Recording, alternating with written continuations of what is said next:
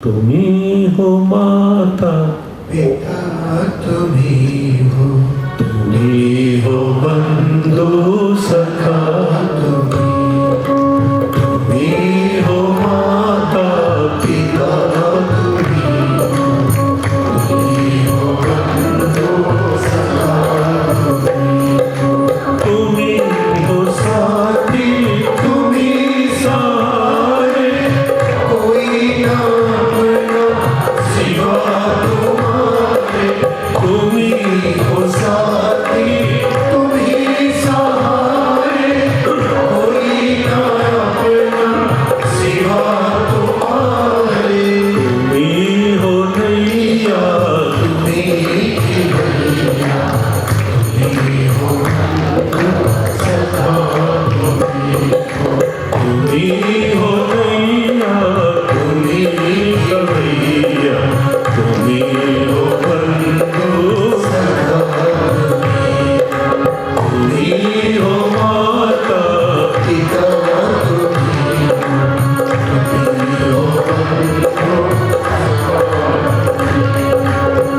तुम्ही हो बंधु सखा। बचपन में खूब चलती थी ये प्रार्थना स्कूलों में, अब शायद चलती होगी कहीं कहीं। तुम्ही हो माता पिता तुम्ही। हमने इसका अर्थ कई बार ये भी लिया कि हम भगवान को माता कहें पिता कहें वो अच्छा है, तुम्हें माता च पिता तुम्हें, लेकिन कभी कभी ऐसा भी भाव हो कि माता तुम ही माता पिता हो, लेकिन घर में माता पिता के रूप में भी तुम ही हो, वो भी तुम ही। तो अपनी संस्कृति में बड़े गहरे बड़े प्यारे बड़े व्यापक अर्थ है एक एक बात। हमने माँ और एक बात और आप देखें अपनी संस्कृति के मंदिर में कि सनातन परंपराओं में हम साकार के उपासक हैं, और उसमें भी युगल सरकार के विशेष रूप से। तो अपनी परंपराओं में भी आप देखेंगे, आप राम सीता नहीं कहेंगे, क्या कहेंगे? सीता राम। कृष्ण राधा नहीं, राधा कृष्ण, राधा कृष्ण। नारायण लक्ष्मी नहीं, लक्ष्मी नारायण। पहले मातृत्व भाव, गौरी शंकर, तो एक स्वाभाविक भाव है। ऐसे गीता में भी हमने मां का, महात्मा गांधी और संत विनोबा भावे, उन्होंने बड़े खुले शब्द लिखे।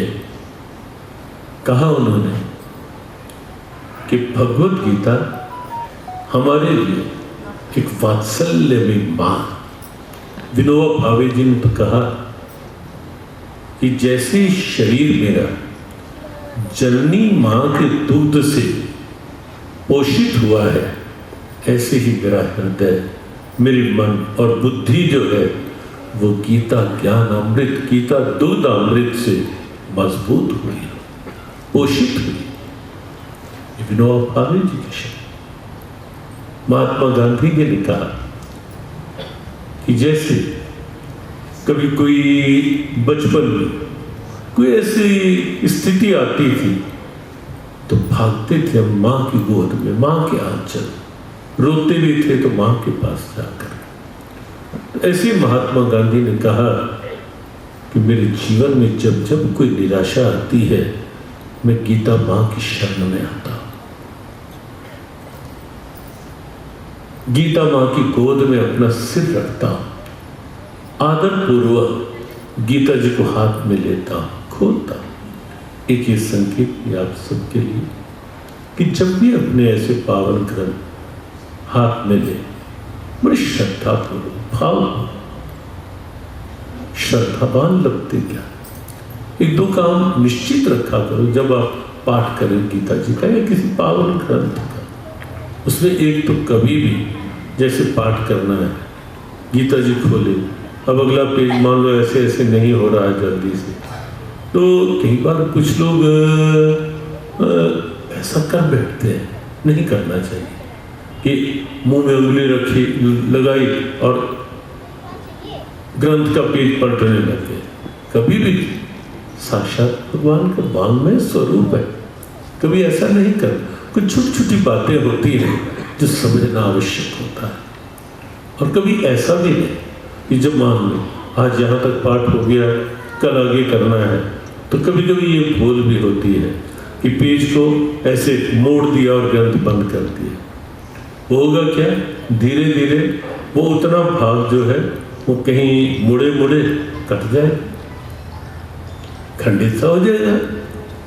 तो इसलिए कुछ चीजें ध्यान, तो महात्मा गांधी ने कहा कि मेरे जीवन में जब जब कोई निराशा आती है, मैं तब बड़ी श्रद्धा से, बड़ी आदर से गीता जी को हाथ में लेता हूँ, सिर झुकाता हूँ, हृदय से लगाता हूँ और फिर उसी भाव के साथ खोलता हूँ, देखता हूँ और मुझे मेरी निराशा का समाधान मिल जाता है। और सच में गीता वात्सल्य में माँ है। वात्सल्य, जब आप ध्यान से गीता पढ़ेंगे तो आपको लगेगा कि जैसे कभी माँ पुचकारती भी है प्यार से, कुछ समझाने के लिए। कहीं कहीं कोई श्लोक, कोई मंत्र आपको ऐसे मिलेंगे जहाँ गीता माँ की तरह कुछ पुचकार कर, संकेत कर रही है, कुछ प्यार से, लाड से समझा रही है। कभी कभी ऐसा लगेगा जैसे माँ कभी फटकार भी देती है, इसलिए कि सही मार्ग पर चल, बिगड़ना चाहता। गीता में भी ऐसे भी कुछ भाव आप देखेंगे जहाँ कुछ थोड़ा स्तंग के शब्द भी प्रयोग किए गए कि यदि सही मार्ग पर नहीं चलोगे तो इसका परिणाम ये होगा। थोड़ी फटकार की बात। कभी कभी आपको ऐसा भी लगेगा कहीं कहीं गीता जी की बहुत मीठी कुछ लोरियां दिखाई देंगी और मन ऐसा उन लोरियों को सुनकर, पढ़ करके कुछ आनंद में के झूले में झूलता हुआ, झूमता हुआ दिखाई देगा। ऐसे सूत्र भी आपको गीता जी में मिलेंगे। एक परफेक्ट लाइफ, एक संपूर्ण जीवन कैसे जिया जा सकता है,